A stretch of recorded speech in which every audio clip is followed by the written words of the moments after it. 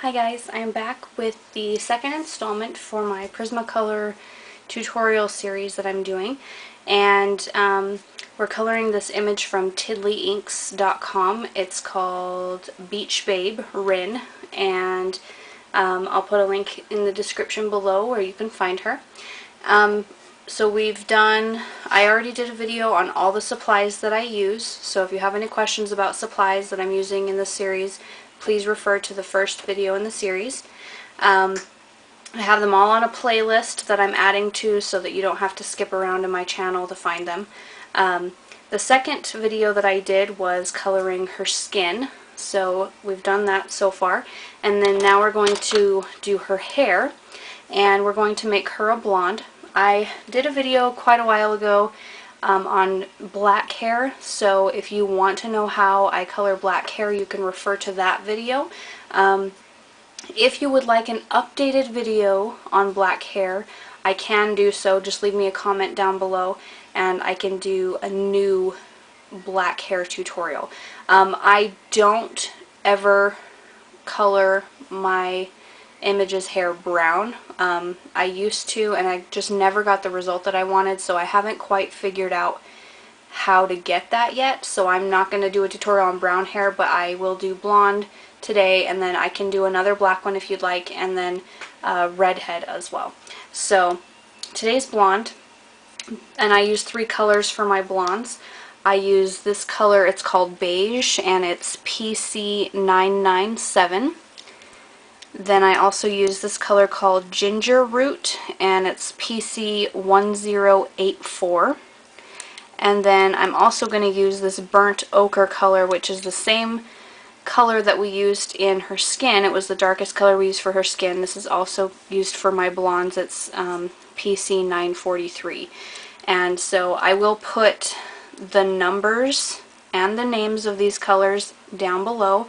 I did the same thing with the skin, so if you don't have that color in your collection, you don't have to watch the whole video to see what colors I used.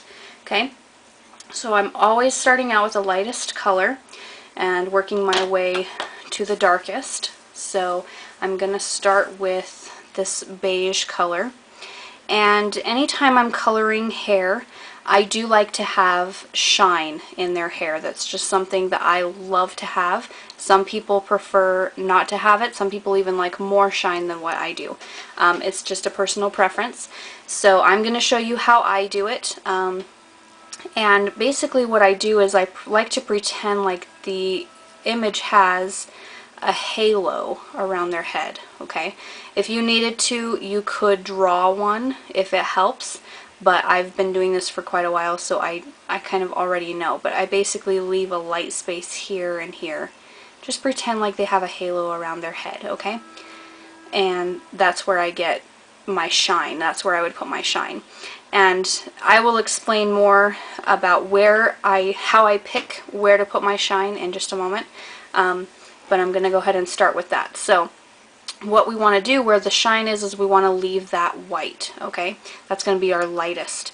So I'm going to start with her part right here and just lay down some color. This is a super light color, just like the main skin tone color that we used. It's very, very faint. You're not going to be able to see it a whole lot, and then when you blend it out, it's even more faint. So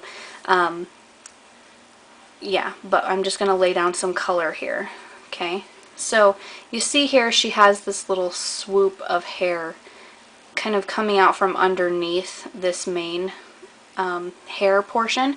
So I'm going to color just the ends of that. So up here and then also down here at the tip.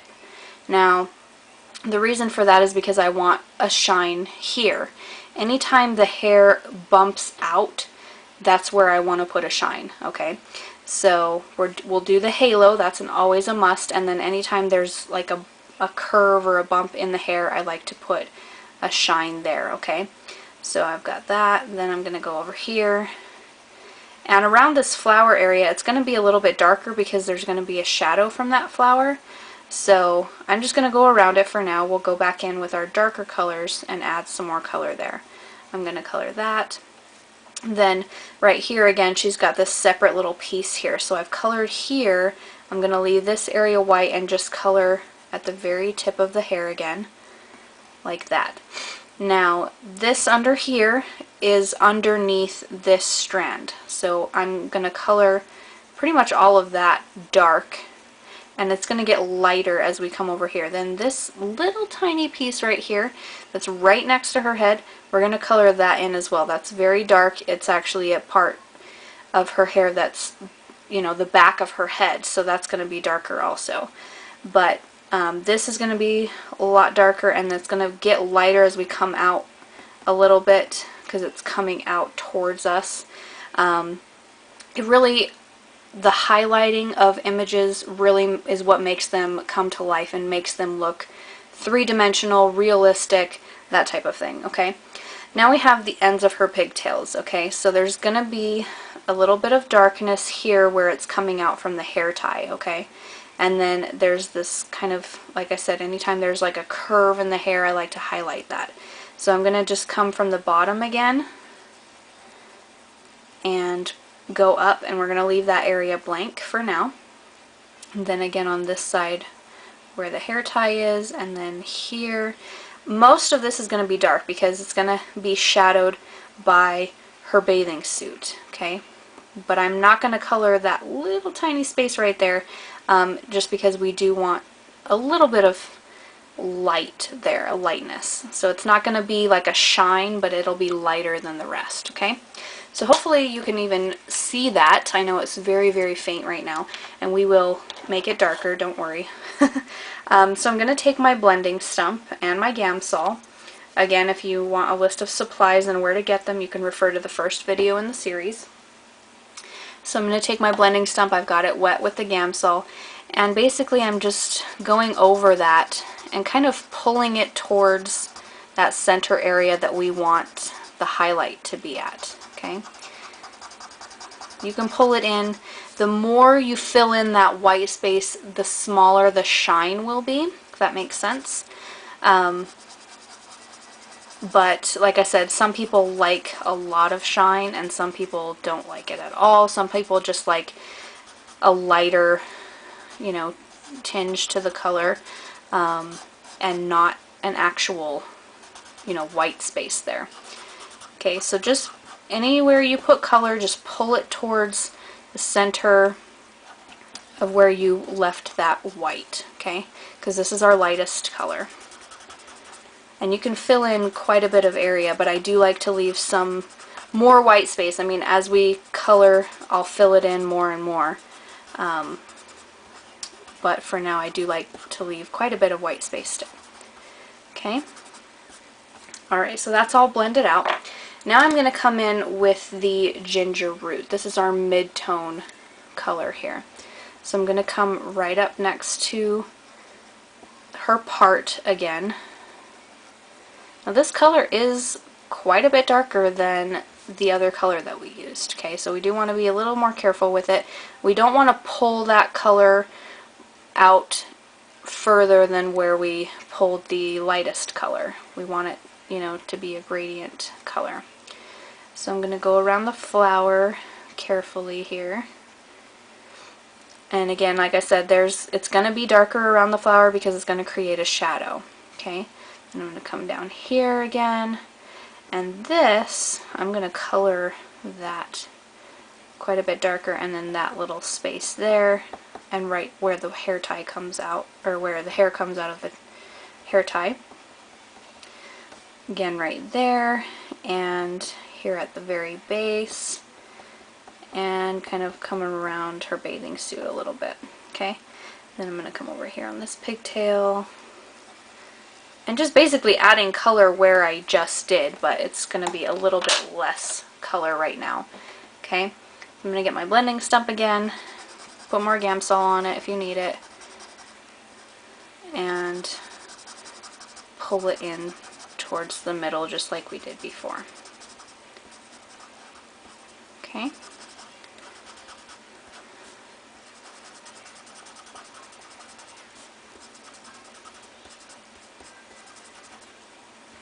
So you can see that shine becomes more noticeable each time we add a darker color. Okay.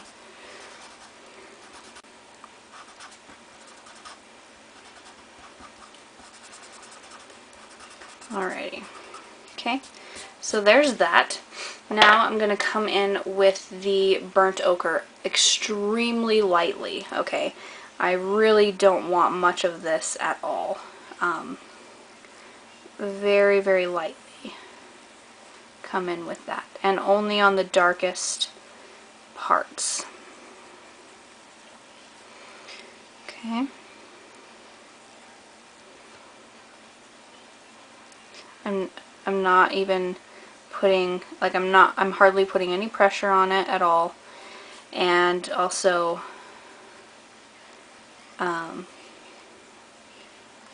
barely even pulling it out, hardly at all. I'm just doing like little tiny bits here and there. Okay, now this, I'm going to go around her bathing suit, around her leg here, because that's going to have shadow, so we want that to be dark. Okay, and then I'm just going to blend that out.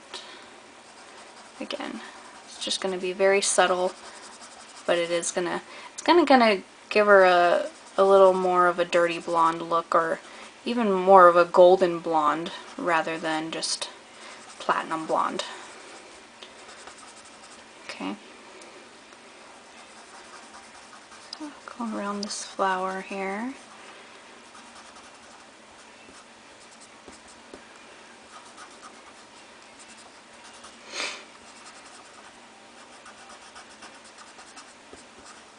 Okay, now for the final touch that I like to do, this is actually a trick that I learned from a fantastic Copic colorer.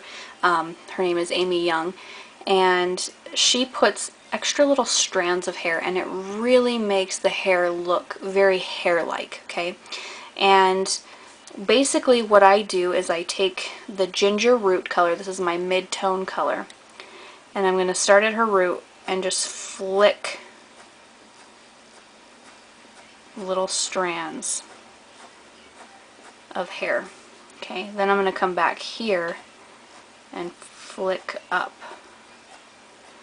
from the flower.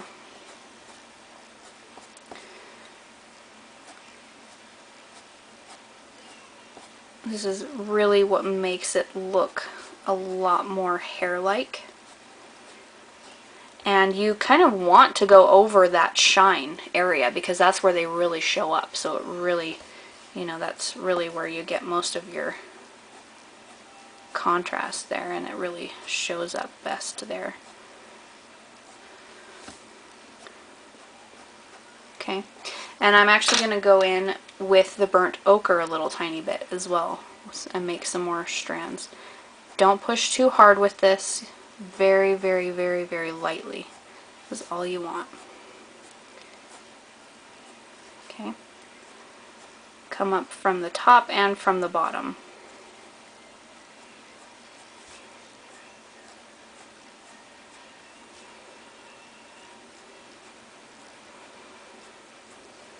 Okay, so there's the hair. And this is basically what I do with all of the hair that I do. So whether it be black, blonde, whatever.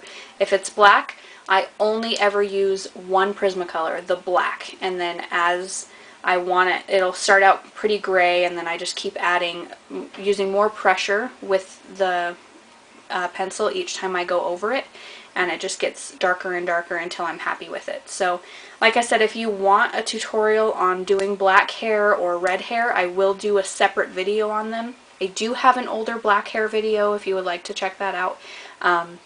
But I mean, hair is hair, and it's pretty much the same each time. So it does take a lot of practice on getting, you know, your highlights where you want them and different things like that, but it's pretty much the same technique each time. So I hope that was helpful. If you do have any questions, or if you would like to see other tutorials on hair, please let me know. I do plan to do a tutorial on wavy hair, so stay tuned for that in the series. And yeah, thanks for watching. Talk to you later. Bye.